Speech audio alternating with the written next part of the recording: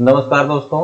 पिछले लेक्चर में हम लोगों ने देखा कि कोरिलेशन निकालने के लिए प्रोडक्ट मोमेंट कोरिलेशन से कैसे कोरिलेशन निकालते हैं, जिसके अंतर्गत raw score method, deviated score method, Z score method और बाईवेरिएट फ्रीक्वेंसी डिस्ट्रीब्यूशन मेथड से हम लोगों ने कोरिलेशन निकाले थे।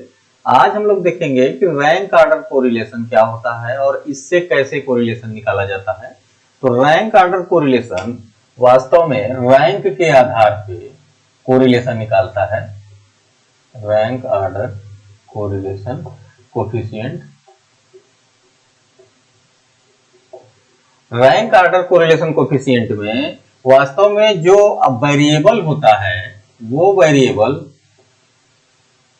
आपका ऑर्डिनल होता है। क्रमित स्तर पे मापा जाता है। क्रमित स्तर का मतलब हो गया, जैसे आप लोग जो लेवल्स ऑफ मेजरमेंट हैं, नॉमिनल, ऑर्डिनल और इंटरवल स्केल के, nominal, ordinal, ratio and interval scale जो होती है मेजरमेंट में, ये जो है चलता है कि नॉमिनल स्केल क्या होता है, ऑर्डिनल स्केल क्या होता है, रेशियो स्केल क्या होता है, इंटरवल स्केल क्या होता है। तो ऑर्डिनल स्केल पे मापा जाता है इसमें अगर कोई वेरिएबल, तो अगर उसके बीच कोरिलेशन निकालना हो तो वहां पर रैंक ऑर्डर कोरिलेशन निकाला जाता है। जैसे मान लीजिए कि हम कहें कि एग्जाम में बच्चों के पास होने की स्थिति फर्स्ट सेकंड और थर्ड और फेल हो गए बच्चे कुछ, ठीक है। ऐसी स्थिति जब बनती है तो ये ऑर्डिनल स्केल होता है। या इंटरव्यू के आधार पे हम कहें कि इंटरव्यू के आधार पे कि बच्चे कुछ पास हो गए हैं और पास एंड फेल, ठीक है। ये स्थिति अगर बनती है तो ये कहलाता है ऑर्डिनल स्केल, ये ऑर्डिनल स्केल। ऐसी स्थिति में मान लीजिए जो है आपको कोरिलेशन निकालना हो, तो ऐसी स्थिति में कोरिलेशन निकालने के लिए आप रैंक ऑर्डर कोरिलेशन कोफिशिएंट को फॉलो करते हैं, जिसमें आपके सारे के सारे वेरिएबल रैंक ऑर्डर पे मापे गए, ठीक। रैंक ऑर्डर में जो है डेटा हमेशा जो है रैंक के आधार पे कोरिलेशन निकाला जाता है। इसमें देखें, जैसे मान लीजिए, अच्छा, इसको जो है बताया था रैंक ऑर्डर कोरिलेशन को चार्ल्स स्पीयरमैन ने, इसलिए इसको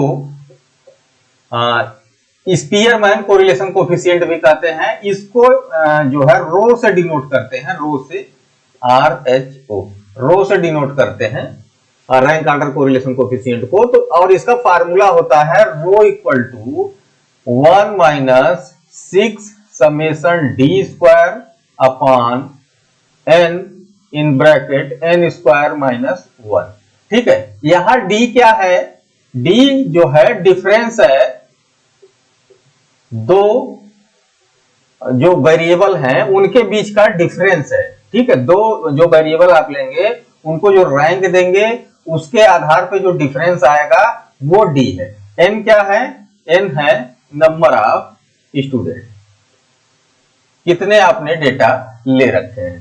तो ये इसका फार्मूला होता है rho equal to 1 minus 6 summation D square upon n square minus 1, ठीक। इस फार्मूले के आधार पे रैंक ऑर्डर कोरिलेशन निकाला जाता है, जिसको चार्ल्स स्पीयरमैन ने बताया था, इसलिए इसको Spearman rank order correlation coefficient भी कहते हैं। इसको रो से डिनोट करते हैं। अब एक एग्जांपल देखें तो ज्यादा क्लियर होगा। मान लीजिए आपने बच्चों का इंटरव्यू लिया,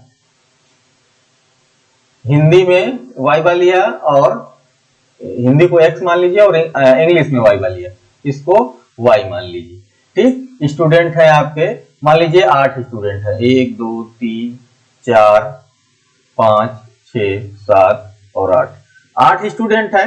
अब इसमें मान लीजिए ये 20 नंबर का वाइवा है और ये 20 नंबर का। इसमें पहले बच्चे ने पाया 17 नंबर, 15 नंबर, इसमें पाया 14 नंबर, इसने भी 14 नंबर पाया, 10, 18, 13 और 12, ठीक। ये नंबर पाए बच्चों ने। अब इसी तरीके से अंग्रेजी के वाइवा में पहले बच्चे ने पाया 15 नंबर, 16 नंबर, 17 नंबर, 15 नंबर, इसने भी 15 पाया, ये पाया 18 नंबर, ये 14, ये 10। ठीक, ये नंबर पाए बच्चों ने। अब इसको अच्छे से समझ लीजिए कि दो जो है वाइवा लिया आपने हिंदी और इंग्लिश का। हिंदी में 20 नंबर के वाइवा में 8 बच्चे थे, उनके ये नंबर रहे, और इंग्लिश में वाइवा लिया तो ये नंबर रहे। अब इनके बीच आपको निकालना है रैंक ऑर्डर कोरिलेशन कोएफिशिएंट। तो सबसे पहले आपको क्या करना पड़ेगा, रैंकिंग देनी पड़ेगी, रैंक देने पड़ेंगे। रैंक देने के लिए मान लीजिए आपने कहा आर फॉर रैंक, तो पहले इसको रैंक दीजिए, फिर इसको रैंक दीजिए। मान लीजिए आपने आर एक्स, तो ये हो गया इसका रैंक। ठीक, अब इसमें देखिए कि सबसे बड़ा जो है अंक या सबसे ज्यादा अंक किसने पाए, इसमें से देखिए तो ये 17, ये 18 नंबर वाला है, तो इसको देंगे 1 रैंक। फिर इसके बाद देखिए ये है 17 वाला, इसको देंगे 2। फिर है 18, 17, फिर इसके बाद देखिए ये 15 नंबर है, 15 को देंगे 3। अब देखिए इसके बाद क्या है 14, ये देखिए 14 2 है, 1 और 2। तो ऐसी स्थिति में जब 2 अंक आपको मिल जाएं सेम नंबर के, तो आपको क्या करना है, आपको इसका रैंक निकालना है। मान लीजिए ये 2 बच्चे मिल गए 14 नंबर के, तो ये किस पे जा रहा है 4 नंबर पे, ये भी 4 नंबर पे जाएगा। ऐसी स्थिति में इन दोनों को ये 5 नंबर पे जाएगा। ठीक, ये 4 और 5, ठीक है, ये 2 बच्चे हैं। तो ऐसी स्थिति में इन दोनों रैंक को जोड़ के जितनी संख्या उससे भाग देंगे। अब मान लीजिए इसको कितने से भाग दे देंगे, 5 4 9 बटे 2, 2 संख्याएं हैं, तो ये हो जाएगा 4.5। तो अब इनकी रैंकिंग दोनों की कितनी हो जाएगी 4.5, और इसकी भी 4.5। ठीक, अगर सेम नंबर बच्चों ने पाए हैं, तो ऐसी स्थिति में आप दोनों के रैंक निर्धारित करेंगे कि किस किस रैंक पे जा रहे हैं, और जितने रैंक रहेंगे उतना जोड़ के भाग दे देंगे, तो आपको जो है उनका रैंक मिल जाएगा। तो अब ये 4.5 हो गए। अब इसके बाद देखिए कौन सी संख्या बची, 13 नंबर। 13 नंबर, अब 5 तक आपने दे रखा है, तो ये क्या हो जाएगा 6। ठीक, इसके बाद क्या बचा 12, तो ये हो गया 7, और ये हो गया 8। ठीक, 8 बच्चे हैं, 8 के रैंक निर्धारित हो गए, 1 नंबर से लेके 8 नंबर तक। अब दूसरा देखें, आर वाई निकालना है आपको, आर वाई। तो आर वाई निकालने के लिए सेम प्रोसेस करेंगे। अब देखिए इसमें सबसे बड़ी संख्या क्या है, ये 18। ठीक, इसको दे देंगे रैंक 1। फिर इसके बाद क्या है 17, इसको दे देंगे 2। इसके बाद है 16, इसको दे देंगे 3। इसके बाद देखिए, इसके बाद 15 देखिए 3 है। ठीक है, तो 15 15 और 15 3 है, ये आपके जा रहे हैं 4 नंबर पे, 4 5 और 6। ठीक, अब देखिए 3 संख्याएं हो गई, तो ये हो गया आपका 6 4 5 9 9 6 15, 15 बटे 3 संख्याएं हैं, तो ये क्या हो जाएगा 5। ठीक है, तब आपको सबको तीनों को 5 रैंक देना है। इसको 5 दे दीजिए, इसको 5 दे दीजिए, और इसको 5 दे दीजिए। अब देखिए 3 अंक चले गए 6 नंबर तक। अब इसके बाद जो इसको क्या देंगे 7 नंबर, और इसको क्या देंगे 8 नंबर। ठीक, तो इस तरीके से रैंक निर्धारित हो गए। ठीक, रैंक निर्धारित होने के बाद अब अगली प्रक्रिया आपको क्या करनी है, इसका डी निकालना है, डिफरेंस निकालना है रैंक का। अब देखिए 2 में से 5 चला जाएगा तो कितना बचेगा -3। 3 में से 3 चला जाएगा तो ये बचेगा 0। ठीक है, ये 0 बचा। अब 4.5 में से 2 निकल गया तो 2.5। 4.5 में से 5 चला गया तो -0.5। ये 8 में से 5 चला गया तो 3। ठीक है, 1 में से 1 चला गया तो 0। ये 6 है, 7 है, -1। ठीक है, ये 7 है, ये 8 है। ठीक, तो ये बच गया -1। ठीक, ये रैंक आपके आ गए। अब आपका अगला क्या है, डी स्क्वायर निकालना है। ठीक, तो ये देखिए डी स्क्वायर निकालने के लिए ये हो जाएगा 9, ये हो जाएगा 0। अब 2.5 आया है तो 2.5 इंटू 2.5 कितना हो जाएगा, इसको निकाल लीजिए।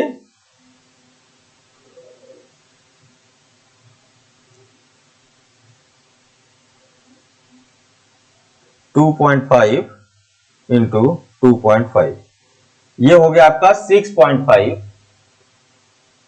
ये और दूसरा वाला हो जाएगा 0.5 इंटू 0.5, ये हो गया 0.05। ये 9 हो गया, ये 0 हो गया, ये 1 हो गया, ये 1 हो गया। ठीक, अब इनको सबको जोड़ लीजिए, ये कितना हो जाएगा, 9 9 18 2 20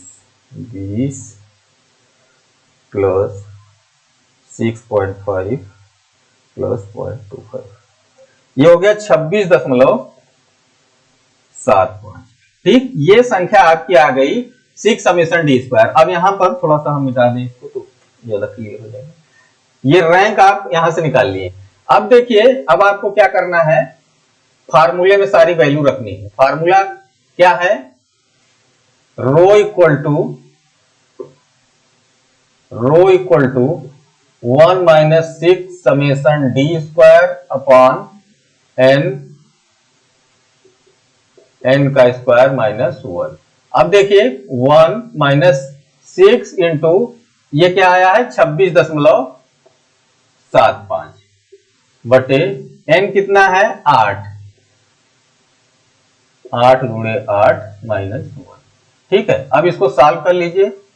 1 माइनस ये हो गया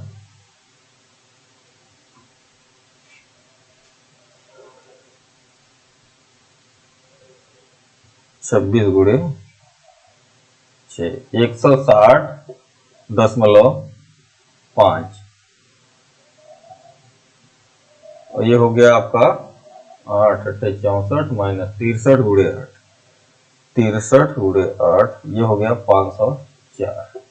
ठीक, अब इसको सॉल्व कर लीजिए। 1 माइनस 160.5 अपॉन 504, ये हो गया